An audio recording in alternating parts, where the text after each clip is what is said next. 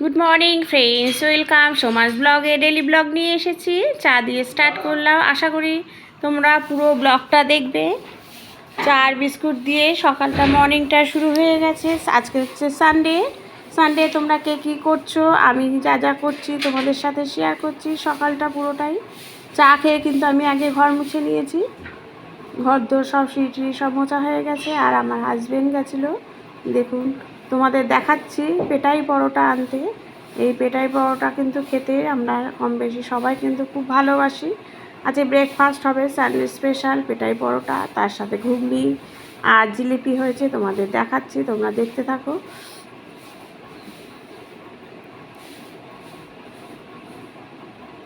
তখন কিন্তু আমি কথা বলতে রেকর্ড করতে পারি না, কেননা গান বাজনা থাকে। আমি পরে সেটা রেকর্ড করে তোমাদের ভয়েস দিই। তোমাদের দেখো, এই পেটাই পরোটা নিয়ে এসেছিল আমার বর, সেটাই দেখাচ্ছে। যেখান থেকে এনেছিল সেখানে লোক করছে, সেটা দেখাচ্ছে তোমাদের। আর এই দেখো পেটাই পরোটা, জিলিপি, তার সাথে ঘুগনি আর স্যালাড ছিল, আর ধনেপাতার চাটনি, আর এই যে ঘুগনি। দারুণ হয়েছিল কিন্তু খেতে, খুব ভালো করেছিল। সানডে মাঝে মাঝে একটু ভালোই লাগে, সকালে তো টিফিন করাই হয়, আর ওদেরও অফিস কলেজ থাকে, ফলে আর খাওয়া হয় না এই সমস্ত জিনিস। আর দেখো তোমাদের দেখাচ্ছে, কারণ এই পেটুনি গাছটা, এই ফুলটা, এইটা হচ্ছে শীতকালের ফুল, কিন্তু আমার এখনও কিন্তু গরমকালে এটা হয়ে যাচ্ছে। তোমাদের সাথে শেয়ার করলাম। দেখো কত সুন্দর কালারটা, দারুণ কালার। এটা দুই রকমের কালার আছে, তোমাদের সাথে শেয়ার করলাম।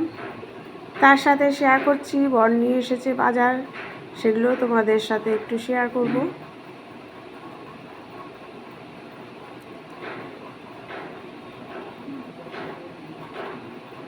সবজি বাজার নিয়ে এসছে, কুমড়ো, এদিকে হচ্ছে কলা, এদিকে হচ্ছে টমেটো, ধনেপাতা, ঝিঙে আর কুল।